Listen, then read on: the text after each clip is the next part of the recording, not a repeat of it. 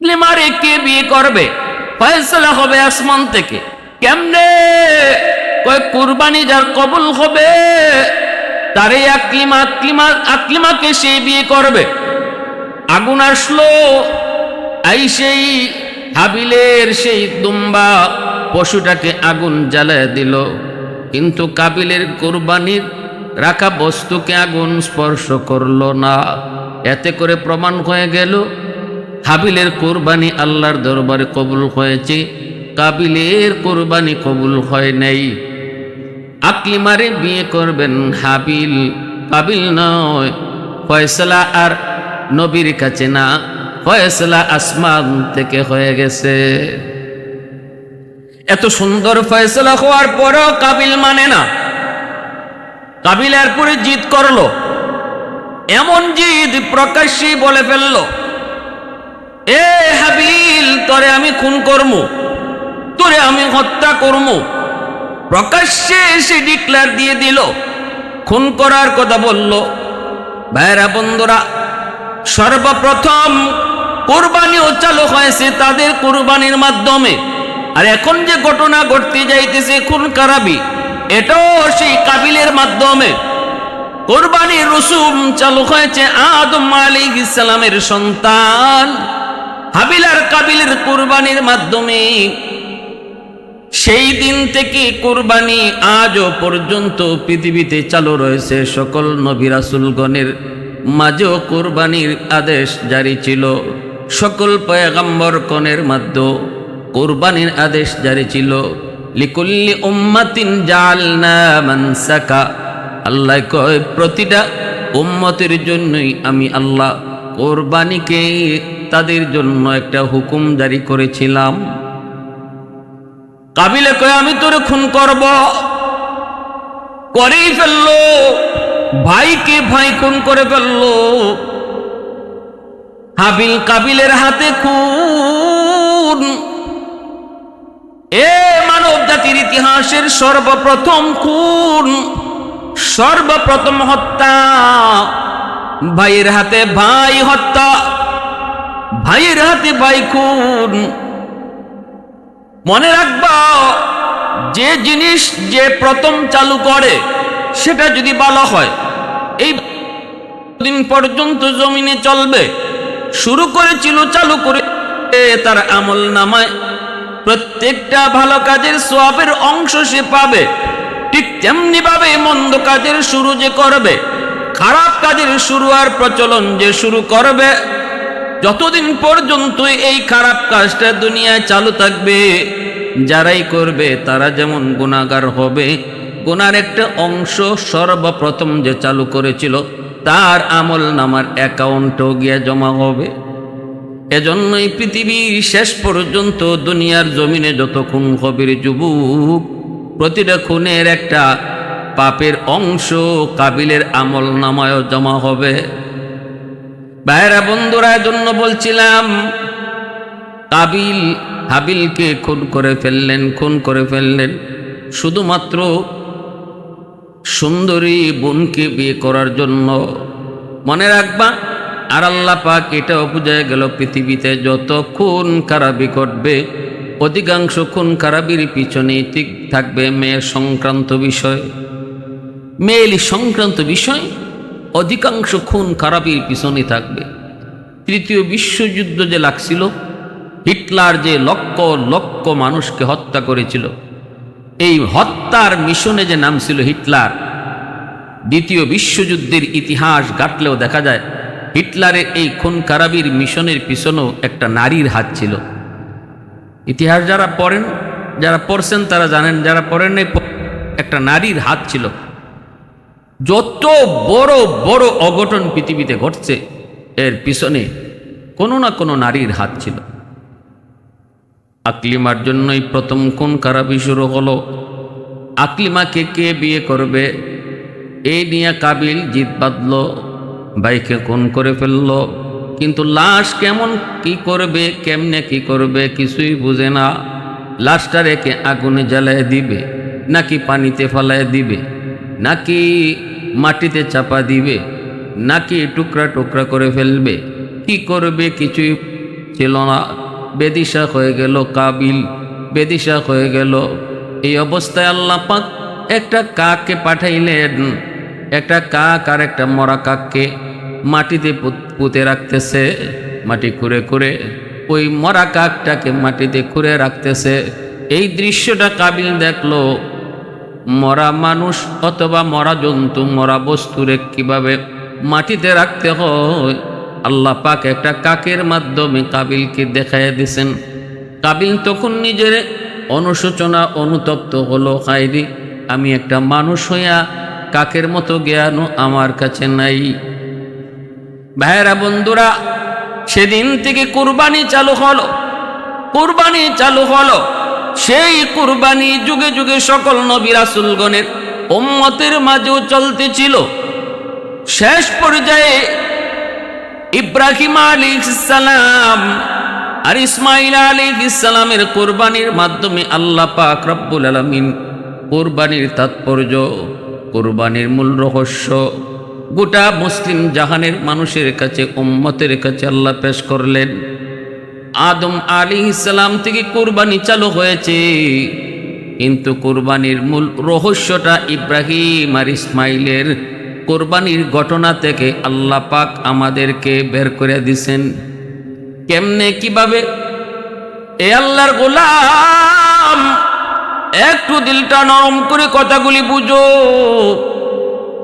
ইব্রাহিম আলাইহিস সালামের কলিজার টুকরা সন্তান ইসমাইলকে যখন আল্লাহ পাক কুরবানির নির্দেশ দিলেন, প্রিয় বস্তু কুরবানি করো, স্বপ্নে দেখলেন। স্বপ্ন নবীদের স্বপ্ন, এটাও ছিল ওহী। স্বপ্নে দেখে ইব্রাহিম আলাইহিস সালাম ইসমাইল আলাইহিস সালামকে কোরবানির জন্য প্রস্তুতি নিলেন। পরীক্ষা দিতে চান, মালিক তামাম দুনিয়ার সব তোমার জন্য আমি কোরবানি দিতে পারি, শুধু আমার সন্তান ইসমাইল না। ৮৬ বৎসর বয়সে ইসমাইলকে আল্লাহর কাছ থেকে দোয়া করে আনছেন। ইব্রাহিম আলাইহিস সালামের বয়স যখন ৮৬, বৃদ্ধ বয়স, সন্তান সম্ভাবনা আর নাই, তখন আল্লাহর কাছে দোয়া করছেন, রব্বি হাবলি মিনাস সালিহিন। আল্লাহ কয় ফাবাশশারনাহু বিগুলামিন হালিম। ইব্রাহিম কয় আল্লাহ আমারে সন্তান দাও, নেক সন্তান। আল্লাহ কয় যাও, তোমাকে ধৈর্যশীলদের সহনশীল একটা সন্তান তোমাকে দান করার সুসংবাদ দিলাম। সেই সহনশীল সন্তান হলেন ইসমাইল আলাইহিস সালাম। ইসমাইল আলাইহিস সালামের বয়স যখন 13 থেকে 14 বছর, মার হাতেই লালিত পালিত হয়েছেন মক্কার জমিনে। ইব্রাহিম খলিল, আল্লাহর বন্ধু, তিনি তো আছেন ফিলিস্তিনে, সেখান থেকে তিনি আসেন না। প্রথম বিবি সারার সাথেই সেখানে আছেন, দ্বিতীয় বিবি হাজেরা সহ ইসমাইল, শিশু ইসমাইলকে বনবাস দিয়ে রাখছেন মক্কায়। মার হাতেই লালিত পালিত ইসমাইল বয়সে যখন পৌঁছলেন 13-14 বছর, যেই বয়সটা হলো বাপমার কাছে সবচেয়ে প্রিয়, কারণ এই বয়সের সন্তান মাকে মা কইয়া ডাকে, বাবাকে বাবা কইয়া ডাকে। বাবার আঙ্গুল ধরে হাঁটে, মুখ ভরে ভরে আব্বু কইয়া ডাক দেয়। বাবার দিল ঠান্ডা হয়ে যায়, শীতল হয়ে যায়। মা ডাক যত শুনে, মার কলিজা শীতল। পৃথিবীতে মা ডাক আর আব্বু ডাকের চেয়ে সুন্দর আর মজার কোনো ডাক নাই রে যুবক। যত বেশি বেশি মারে মা কয়া ডাক দেয়, মার দিল ঠান্ডা হয়। বাবারে যত বেশি বেশি কয়া সন্তান আব্বু কয়া ডাক দেয়, বাবার কলিজা শীতল হয়। সন্তান যখন আব্বুকে আব্বু কয়ে ডাকে, মাকে মা কয়ে ডাকে, এই বয়সটাতে সন্তানের প্রতি বাপ মার দরদ দ্বিগুণের দ্বিগুণ বেড়ে যায়। ফেরেশতারা কয়, মালিক তোমার খলিল তো মনে হয় তোমার চেয়ে বেশি ইসমাইলকে ভালোবাসে। শেষ বয়সে দোয়া করে পাইছে, আবার সন্তানটাও কত সুন্দর, কেমনে আব্বুকে বাবার হাত ধরে হাঁটে। আল্লাহ কয় অসম্ভব। কয় না গো মালিক, মনে হয় তোমার চেয়ে ইসমাইলকে বেশি ভালোবাসে। আল্লাহ কয় তাহলে দেখো পরীক্ষা, আমার বন্ধু খলিল আমার ভালোবাসার সামনে কলিজার টুকরা সন্তানকেও কুরবানি দিতে রাজি। দেখতে চাও বলে দেখতে চাই, তাহলে ইব্রাহিম পারবানি পারবানি পারবানি আমি আল্লাহর হুকুম মানার জন্য সন্তান ইসমাইলকে কুরবানি করতে? আল্লাহর খলিল লাব্বাইক কইয়াই তিনি পরীক্ষা দেওয়ার জন্য রেডি হয়ে গেলেন।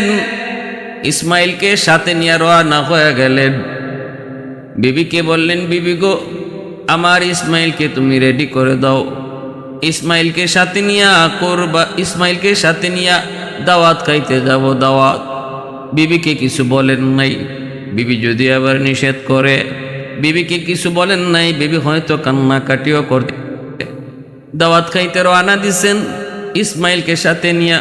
শয়তান ওনাকে ধোঁকা দেওয়ার জন্য আসছে। হাজেরা সাবধান সাবধান, ইসমাইলকে তোমার স্বামী কিন্তু দাওয়াত খাইতে নেয় না, কুরবানি করতে নিয়ে যায়। হাজেরা কই বিশ্বাস করি না। শয়তান কই বিশ্বাস না করলে জামার ভিতরে চুরি আর রশি দেখো। হাজেরা কই অসম্ভব, হয় না, বাবা কোনোদিন সন্তান কুরবানি করতে পারে না। হাজেরার এই কথা শুই না শয়তান কই, হাজেরা তোমরা নারী জাতি আসলেই বোকা। কথা একটা কইছে তুমি বিশ্বাস করে নিছো। কিসের মালিক, কিসের দাওয়াত? মূল মালিক কেটা জানোনি? কয় কেডা? কয় মালিক হলেন আল্লাহ। আল্লাহ পাকের নির্দেশে, আল্লাহর নির্দেশে সন্তান ইসমাইলকে জবাই করতে রওনা দিছি। মিনার পাহাড়ে নিয়ে ইসমাইলকে জবাই করবে। হাজেরা কয় যদি এমনই হয় তাহলে আমি হাসি মুখে রাজি গো। কারণ আল্লাহর দরবারে শুকরিয়া জানাই, হাজারো কোটি সন্তানের ভিতর থেকে আল্লাহ যে আমার ইসমাইলকে আল্লাহ পছন্দ করেছে, আল্লাহ যে আমার ইসমাইলকে কবুল করেছে, আল্লাহ পাক যে আমার ইসমাইলকে চয়েস করেছে, এজন্য আমি আল্লাহর দরবারে শুকরিয়া জানাই। আর আমি এটাও নিশ্চিত হয়ে গেলাম তুই মানুষ না, তুই ইবলিস। কারণ আমার আল্লাহর হুকুমের বিরোধিতা কোনো মানুষ করে না, কোনো মুমিন করে না। আল্লাহর হুকুমের বিরোধিতা করে ইবলিস। ইবলিস দৌড়ায় ইসমাইলের কাছে যায়, ইসমাইল এখনো সময় আছে, দৌড় দে। কেন? কই তোর বাবা কিন্তু কুরবানি করতে তোরে নিয়ে যায়। আঁচলের ভিতরে, জামার ভিতরে চুরি আর রশি। ইসমাইল কয় অসম্ভব, হতে পারে না, বাবা কোনোদিন সন্তান জবাই করে না। শয়তান তখন কয় ইসমাইল আল্লাহর নির্দেশ। ইসমাইল কয় আমার আল্লাহর হুকুম যদি হয় আমিও রাজি। এরপরে শয়তান ধোঁকা দেয় ইসমাইলকে, আব্বা কে যেন আমারে কি কয়। ইব্রাহিম পয়গম্বর বুঝে গেলেন ইবলিস আমার কাছে আসে নাই, কিন্তু আমার সন্তানকে ধোঁকা দিতে চাইছে। বাবা পাথর মার, 3 জায়গায় ধোঁকা দিয়েছে। 3 জায়গায় ইসমাইল আলাইহিস সালাম শয়তানকে 7টা করে পাথর মারছেন। আল্লাহ কয়, দুনিয়ার মুসলমান ইমানদার মুমিন আমার বন্ধুরা, তোমরা যারা হজ করতে আইবারে, আমার ছোট্ট ইসমাইল যেইভাবে আমি আল্লাহকে খুশি করার জন্য ইবলিস রে পাথর মারছিল 3 জায়গায় 7টা কইরা, তোমরাও যদি ইসমাইলের স্মৃতিচারণ কইরা এই জায়গায় পাথর না মারো, আমি আল্লাহ তোমাদের হজ কবুল করব না। মূলত হজের আরকান, হজের রুকুন, হজের কামগুলা ইব্রাহিম ইসমাইলের স্মৃতি বিচারণ। এ আল্লাহর গোলাম, হজের মৌসুম, আল্লাহর ঘরের মেহমানরা হজ করার জন্য রওনা দিবে। মূলত হজ কি জিনিস? হজ হলো ইব্রাহিম আলাইহিস সালাম এবং ইসমাইল আলাইহিস সালাম এবং মা হাজেরা আলাইহিস সালামের স্মৃতিচারণ করা। আল্লাহর কাছে তাদের যে কুরবানি, আল্লাহকে খুশি করার জন্য তাদের যে পরীক্ষা, এই পরীক্ষায় যে তারা সফলভাবে উত্তীর্ণ হয়েছেন, সেই স্মৃতিটা দুনিয়ার মুমিন মুসলমান যাদের সামর্থ্য আছে হজ করার, তারা যেন সেই স্মৃতিটা চারণ করে, দিলের ভিতরে লালন করে। এজন্য আল্লাহ পাক রব্বুল আলামিন হজের বিধানটাকে ফরজ করে দিয়েছেন। স্বার্থবান মানুষগুলি, সামর্থ্যবান মানুষগুলা যাদের উপরে হজ ফরজ, যারা হজের খরচ বহন করতে পারবে, তাদের জন্য আল্লাহ পাক হজকে ফরজ করে দিয়েছেন, তাদের স্মৃতিচারণ করার জন্য।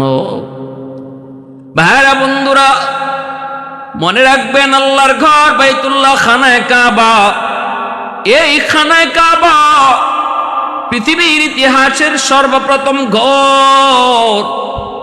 ইন্না আউওয়ালা বাইতিন উদিআ লিন-নাসি লিল্লাযী বিবাক্কাতা মুবারাকাও ওয়া হুদাল লিল আলামিন। সর্বপ্রথম ঘর আল্লাহর পয়গম্বর আদম আলাইহিস সালাম জান্নাতে থাকেন। ফেরেশতাদের ঘর বাইতুল মামুর তিনি তওয়াফ করেন। ফেরেশতারা আল্লাহর ঘর বাইতুল মামুর তওয়াফ করেন। আদম আলাইহিস সালাম জান্নাতে থাকা অবস্থায় তিনিও বাইতুল মামুর তওয়াফ করতেন। দুনিয়াতে আসার পর আল্লাহকে বলেন, মালিক জান্নাতে থাকতে তো তোমার একটা ঘর পেয়েছি গো, এই ঘর আমি তওয়াফ করতাম। দুনিয়াতে পাঠাইছো, দুনিয়াকে এমন একটা ঘর তুমি দিবা না তোমার ঘর, যেই ঘর কারণ আমি তওয়াফ করমু আর তোমাকে ইয়াদ করমু। আল্লাহ কই, আদম আমার বাইতুল মামুরের কন্ডিশন মোতাবিক, নকশা মোতাবিক যাও, দুনিয়াতে যাও। জিব্রাইল আলাইহিস সালামের মারফতে বাইতুল মামুরের সোজা নিচে বাইতুল মামুরের নকশা অনুযায়ী জিব্রাইল আলাইহিস সালামকে নিয়ে একটা ঘর নির্মাণ করো। সেই ঘরের নাম হলো খানায়ে কাবা, বাইতুল্লাহ নির্মাণ করলেন। জিব্রাইল আলাইহিস সালাম হজের আরকানগুলা, রুকুনগুলা, নিয়মগুলা আদম আলাইহিস সালামকে দেখায় দিলেন। আল্লাহর ঘর বানাইলেন। জান্নাতি একটা পাথর হজরে আসওয়াদ লাগাই দেওয়া হলো। এই হজরে আসওয়াদ জায়গা মতো ফিট করার পর আল্লাহর ঘর খানায়ে কাবা তওয়াফ চলছে। আদম আলাইহিস সালাম সর্বপ্রথম তওয়াফ করলেন, এরপরেও তওয়াফ জারি ছিল। নূহ আলাইহিস সালাম আল্লাহর ঘর তওয়াফ করেন। মহাপ্লাবনে আল্লাহর ঘর সেটাও মাটির নিচে বালু চাপা পড়ে গেল, ধ্বংস হয়ে গেল। জান্নাতি পাথর, ওই পাথর হজরে আসওয়াদ। আল্লাহর ঘর খানায়ে কাবার পাশেই জাবালে আবি কুবাইস পাহাড়ের মধ্যে এই জান্নাতি পাথরটাকে পাহাড় লুকায় রাখলো।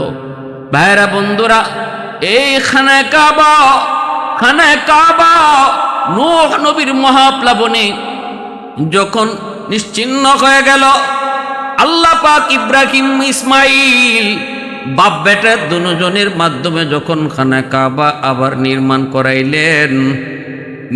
করাইলেন, ইসমাইল আলাইহিস সালাম ইট আইনা দেন, আর ইব্রাহিম আলাইহিস সালাম মশল্লা দিয়ে তিনি ঘর বানাইতেছেন। উপরে উঠলেন, লাগাল পাওয়া যায় না, পাথরে দাঁড়ান, পাথরটা লিফটের মতো উপরে উঠায় দেয়। এই পাথর ইব্রাহিম আলাইহিস সালামের পায়ের দাগ। এখনো যারা হজ করতে যায় রে যুবক, ওই পাথরের দাগ তারা দেখতে পায়, যেটাকে মাকামে ইব্রাহিম বলা হয়। এইভাবে আল্লাহর ঘর বানান। জান্নাতি পাথর হজরে আসওয়াদ কোথায়? সাথে সাথে জাবালে আবি কুবাইস, আল্লাহর হুকুমে পাহাড়ের জবান খুলে গেল। জাবালে আবি কুবাইস ডাক দিয়া কয়, আল্লাহর খলিল আমার কাছে আসেন, ওই জান্নাতি পাথর আমি লুকায় রাখছি। সেই জান্নাতি পাথরটা জাবালে আবি কুবাইস থেকে ইব্রাহিম খলিল আইনা আবার ওই জায়গার মধ্যে লাগাই দিলেন, যেই জায়গাতে হজরে আসওয়াদ এখন স্থাপিত আছে। দুধের মতো সাদা ছিল পাথর, মানুষের গুনাহ টানতে টানতে কালো হয়ে গেছে। ভাইরা বন্ধুরা, এই খানায়ে কাবা আল্লাহ পাকের ঘর, পৃথিবীর সর্বপ্রথম ঘর। বাইতুল মামুরের সোজা নিচে পৃথিবীর মধ্যখানে আল্লাহ পাক তার ঘর নির্মাণ করলেন। 120টা রহমত নাজিল হয় দিনে, 60টা রহমতের ভাগিদার হয় যারা তওয়াফ করে, আর 40টা রহমতের ভাগিদার হয় যারা নামাজ পড়ে। আল্লাহর ঘরকে সামনে রেখে যারা নামাজ পড়ে তারা 40টা রহমতের ভাগিদার হয়, আর বাকি 20টা রহমতের ভাগিদার হয় যারা আল্লাহর ঘর খানায়ে কাবা শুধু চায়া চায়া দেখে। এজন্য রে আল্লাহর গোলাম যারা হজ করতে যাইতেছ, আল্লাহর পাগল, হজ তো মূলত একটা পাগলামি, আল্লাহর আশেকের নিদর্শন। ইব্রাহিম ইসমাইল যেমন আল্লাহকে পাওয়ার জন্য দেওয়ানা হয়ে গেছিলেন, ইব্রাহিম যেমন আল্লাহকে খুশি করার জন্য সন্তান জবাই করার মতো পাগলামি করেছেন। এজন্যই হজটা মূলত এটা আল্লাহ প্রেমিকদের একটা প্রেম খেলা, আল্লাহ প্রেমিকদের একটা প্রেম খেলা। ইব্রাহিম আলাইহিস সালামের মাধ্যমে আল্লাহ পাক রব্বুল আলামিন তার ঘরখানায় কাবা তিনি নির্মাণ করলেন। যারা যাবেন আল্লাহর ঘরে জিকির আজকার করেন, ভালো কথা, নামাজ পড়েন, নামাজ পড়ার পর যদি ক্লান্ত হয়ে যান খানায় কাবা দেখা দেখা শুধু বসা থাকবেন। এমন একটা জায়গায় দাঁড়ায় থাকো, এমন একটা জায়গায় বসা থাকো যেখান থেকে আল্লাহর ঘর খানায় কাবাকে দেখা যায়। 20টা রহমত তারাই পায় যারা আল্লাহর ঘরকে নিজের চোখে দেখে, নয়ন জুড়ে জুড়ে দেখে। ভাইরা বন্ধুরা, এজন্য বলতেছিলাম হজ আল্লাহ পাক রব্বুল আলামিন ইব্রাহিম ইসমাইলের স্মৃতিচারণ। ওই যে ইব্রাহিম আলাইহিস সালাম সন্তান ইসমাইলকে নিয়ে কুরবানি করতে রওনা দিলেন। কুরবানি শব্দের অর্থ, কুরবুন শেখের অর্থ হলো আল্লাহ পাকের নৈকট্য হাসিল করা। কুরবানির মাধ্যমে আল্লাহর বান্দা আল্লাহর নৈকট্য প্রাপ্ত হয়। কেমনে হয়? মূলত কুরবানি কারে কয়ে একটু বুঝো। কুরবানি পশু জবাই করার নাম না। কুরবানি হলো মনের ভিতরে যে পশু আছে, এই মনের পশুটাকে কুরবানি করার নাম হলো কুরবানি। যেমনটা করেছেন ইব্রাহিম আলাইহিস সালাম সন্তান ইসমাইলকে নিয়ে মিনার মাটি পাহাড়ের উপরে ওইটা তিনি বলতেছেন, বাবা ক্বালা ইয়া বুনাইয়া ইন্নী আরা ফিল মানাম আন্নী আযবাহুকা ফানজুর মাযা তারা ক্বালা ইয়া আবাতি ফাআল মা তু'মার সাতাজিদুনি ইনশাআল্লাহু মিনাস সাবিরিন। আল্লাহ পাক রব্বুল আলামিন কয়, বাবা ইসমাইল, স্বপ্নে দেখেছি আমি তোমাকে কুরবানি করি। বাবা তোমার মত কি একটু কৌশীল ছেলে আল্লাহ যে সুসংবাদ দিছিল, ইব্রাহিম তোমাকে একটা সুসংবাদ দিতেছি, সহনশীল একটা নেক সন্তানের। কেমন ছেলে? ইসমাইল আলাইহিস সালাম 13-14 বছরের সন্তান। ডাক দেখো, বাবা গো, ও বাবা আপনি যা আদিষ্ট হয়েছেন দেরি করবেন না। আপনি আমাকে ধৈর্যশীলদের অন্তর্ভুক্ত পাবেন। আমি অধৈর্য হব না, আমি অধৈর্য হব, বরং আল্লাহ যা নির্দেশ করেছেন আপনি দ্রুত সেটা পালন করেন। আল্লাহর হুকুমে ইব্রাহিম আলাইহিস সালাম সন্তান ইসমাইলকে তিনি কুরবানি দিয়ে দিবেন। 13 বছরের 14 বছরের কলিজার টুকরা সন্তান, তাও একমাত্র সন্তান। 86 বছর বয়সে আল্লাহর কাছ থেকে দোয়া চায়া, আল্লাহর কাছ থেকে দোয়া কইরা কইরা যেই সন্তান তিনি পাইছেন, এই সন্তান আজকে যেই বয়সে আব্বা আব্বা কয়ে ডাক শিখছি, ওই বয়সে একজন বাবা আল্লাহকে খুশি করার জন্য সন্তান জবাই দিবে। পৃথিবীতে এমন কয়জন বাবা খুঁজে পাওয়া যায়? কিন্তু আল্লাহর খলিল এই পরীক্ষাতেও তিনি 100 নম্বরে উত্তীর্ণ হয়েছেন। ছুরি চালানোর আগে কই, বাবা ও বাবা তোমার কোনো কথা থাকলে বলো, শেষ ইচ্ছা। ইসমাইল কই, আব্বু আপনি আমার চোখটা বেঁধে দিন, আমার চোখটা দেখলে আপনার মায়া লাগতে পারে। আপনি আমার উপর করে শোয়া দিন, চেহারাটা দেখলে আপনার মায়া লাগতে পারে। আব্বা আমার হাত পাটা আপনি বেঁধে দিন, হাত পা নাড়াচাড়া কইরা আপনার গায়ে লাগলে বেয়াদবি হবে। আমার জামাতে যদি রক্ত লাগে, এই রক্ত মাখা জামাটা আমার আম্মাকে নিয়ে দেখাইন, আমার মা হয়তো কিছুটা সান্ত্বনা পাবে। এই বইলা ইসমাইল চিত হয়ে শুয়ে গেলেন। চেহারাটা আর বাবার চোখের সামনে নয়। ইব্রাহিম আলাইহিস সালাম আল্লাহর পরীক্ষা দিতেছেন। আল্লাহ পাকের পরীক্ষা শুরু হয়ে গেল। চূড়ান্ত পরীক্ষা, চূড়ান্ত পরীক্ষা। ফেরেশতারা ডাক দেয়া কয়, মালিক লাগবে না, আমরা যা কইছিলাম ইব্রাহিম ইসমাইলকে তোমার চেয়ে ভালোবাসে। আল্লাহ আমরা বুঝে গেছি বুঝে গেছি ইব্রাহিম তোমাকেই বেশি ভালোবাসে, ইসমাইলকে না। আল্লাহ আমরা আমাদের কথা উড্ড করেছি, আল্লাহ কয় আর এখন কয়া লাভ নাই, শেষটা পর্যন্ত তোমাদের দেখতে হবে। যা হওয়ার হয়ে গেছে, যা করার ইব্রাহিম করে ফেলবে, এখন শুধু দেখার পালা, কথা বলার আর সুযোগ নাই। দেখতে থাকো, কথা নাই। ইব্রাহিম ছুরি চালায়া দিলেন। আল্লাহ পাক রব্বুল আলামিন ছুরির ডাক দিয়া কয়, এরে ছুরি সাবধান, আমার ইসমাইলের পশম পর্যন্ত জ্বালাবি না। ইব্রাহিম চেষ্টা করেন, ছুরি তো ইসমাইলের গলায় চলে না, না না কাটে না, কাটে না, কাটে না। ইব্রাহিম গুসা ছুটে ছুরি উড়ায় নিক্ষেপ করলেন। এই ছুরি পাথরের মধ্যে পড়লো, পাথর দ্বিখণ্ডিত হয়ে গেল। ইব্রাহিম ডাক দেয়া কয়, এ ছুরি তোর এত ধার, কিন্তু আমার ইসমাইলের পশম কেন জানাও না? আল্লাহর হুকুমে ছুরির জবান খুলে গেল। ছুরি কয়, আল্লাহর খলিল, আল্লাহ আপনার আদেশ দিয়েছে, আপনি আমারে আদেশ দিয়েছেন একবার ইসমাইলের গলা কাটার জন্য, কিন্তু আমার আল্লাহ ইসমাইলের গলা না কাটার জন্য আদেশ দিয়েছেন 70 বার। আপনি কোন কাটতে একবার, আল্লাহ কয় না কাটতে 70 বার। অতএব আমি ছুরির পক্ষে ইসমাইলের পশম কাটা সম্ভব না। আল্লাহর খলিল ইব্রাহিম এরপরও ছুরি চালায়, এরপরও ছুরি চালায়, এরপরও ছুরি চালায়। ইসমাইল কয়, আব্বু আপনি পারতেছেন না, মনে হয় আপনার মায়া লাগতেছে, আপনি আপনার চোখটাও কাপড় দিয়ে বেঁধে ফেলুন। ইব্রাহিম আল্লাহর খলিল নিজের চোখটাও কাপড় দিয়ে বেঁধে ফেললেন। এ দুনিয়ার মুমিন মুসলমান, আজ আমরা যারা গরু কিনছি কুরবানি করব, আজ আমরা যারা ছাগল কিনছি কুরবানি করব, একটু কুরবানির তত্ত্ব শুনো, কুরবানির ইতিহাসটা শুনো, কুরবানি কারে কই একটু বুঝো, কোত্থেকে কুরবানি আইছে, কার স্মৃতিচারণের জন্য আমরা কুরবানি করি। আমরা আজকে গরু জবাই দেই, কিন্তু মূলত কুরবানি করছে একজন বাবা তার সন্তানকে।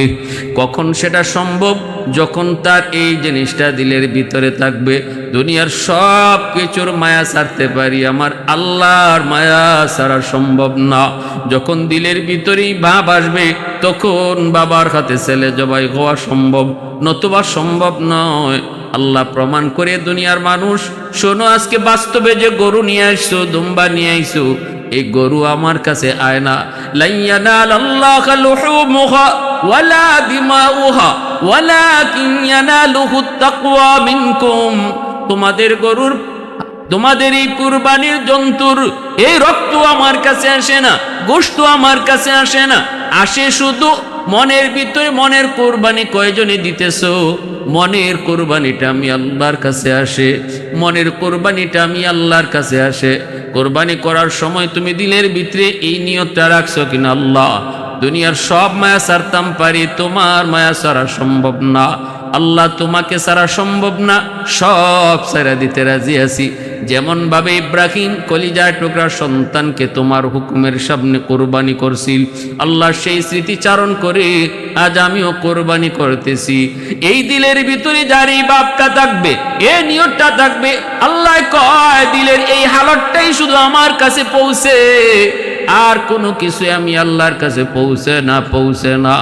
ভাইরা বন্ধুরা, ইব্রাহিম চোখটা কাপড় দিয়ে বেঁধে ফেললেন। চোখটা কাপড় দিয়ে বাঁধিয়া এইবার যখন তিনি ছুরি চালাইয়া দেবেন, আল্লাহ কয়, জিব্রাইল কোথায়? জিব্রাইল কয়, মালিক আমি তো সিদরাতুল মুনতাহা, তাড়াতাড়ি জান্নাতি দুম্বা লইয়া যাও। এইবার আমার ইব্রাহিম ছুরি চালাইয়া দিছে, ছুরি যাইতেছে ইসমাইলের গলার দিকে। এই গলায় লাগার আগে আগে আমি আল্লাহর নির্দেশ, ইসমাইলকে ছুরির নিচ থেকে সরাইয়া জান্নাতি দুম্বাটা তুমি ইব্রাহিমের ছুরির নিচে রেখে দাও।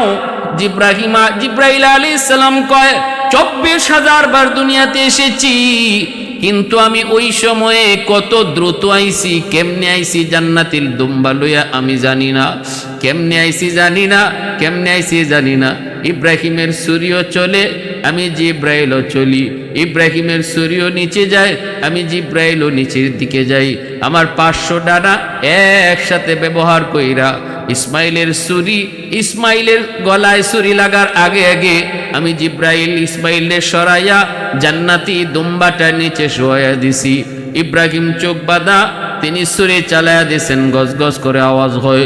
আল্লাহু আকবার কইয়া চিৎকার করে উঠলেন, ইব্রাহিম আলাইহিস সালামের কলিজায় তুই ইয়াকিন আমার সন্তান ইসমাইল জবাই হয়ে গেছে, আল্লাহ কবুল করে ফেলছে। জবাই হয়ে গেছি, রক্ত পড়ার আওয়াজও শোনা যায়, গজ গজ আওয়াজও শোনা যায়। ভাইরা বন্ধুরা চোখটা খুললেন, শুকরিয়া আদায় করবেন। সায়া দেখেন ইসমাইল পাশে দাঁড়ায় আছে, জিব্রাইলের হাত ধইরা, আর ছুরির নিচে জবাই হয়ে গেছে জান্নাতি দুম্বা। এই দৃশ্য দেখার পরে আল্লাহর খলিল আবারও ইসমাইলকে টান দেয়, এ বাবা ইসমাইল আয়, আয়, কে থেকে কি হয়ে গেল বাবা আয়। সাথে সাথে আল্লাহ পাক কই বন্ধুরে জানাও, ও জিব্রাইল আমার খলিল কি জানাও, কি জানাও, কাদ সাদ্দাকতার রুইয়া ইন্না কাযালিকা নাজিল মুহসিনিন। আমার ইব্রাহিমকে জানাও তার স্বপ্নে দেখা সেই পরীক্ষায় সে সফলভাবে উত্তীর্ণ হয়েছে। আমি আল্লাহ পরীক্ষা চাইছিলাম, ইব্রাহিম পরীক্ষা দিয়েছে, সফলভাবে পাশ করেছে, উত্তীর্ণ হয়েছে। আল্লাহ পাক রব্বুল আলামিন এইভাবেই ইসমাইল আলাইহিস সালামের কুরবানিকে আল্লাহ পাক কবুল করছেন, যার কারণে ইসমাইল আলাইহিস সালামের উপাধি হলো জাবিহুল্লাহ, জাবিহুল্লাহ। আমার আপনার নবী ইসমাইলের বংশ থেকে এসেছেন, এজন্য রসুলের উপাধি হয়েছিল ইবনু জাবিহাইন। দুইজন আল্লাহ রাস্তায় কোরবানি হনেওয়ালা মানুষের পুত্র, একজন হলেন ইসমাইল, আরেকজন হলেন নবীর পিতা আব্দুল্লাহ। তিনিও আল্লাহর রাস্তায় কোরবানি হয়ে গেছিলেন। এই দুইজন কোরবানি হওয়া মানুষের সন্তান হলেন আমার আপনার নবী, এজন্য নবীর উপাধি হলো ইবনু জাবিহাইন। সেই দিন থেকে কোরবানি চালু হয়েছে আদম আলাইহিস সালাম থেকে, আর কোরবানির মূল রহস্য উদ্ঘাটন হয়েছে ইব্রাহিম আর ইসমাইলের কোরবানির ঘটনা থেকে। আমরা সেই স্মৃতি চারণ করি, সেই স্মৃতিটাই চারণ করি, সেই স্মৃতিটাই চারণ করি। হজে যাওয়ার সময় হজে যারা আছে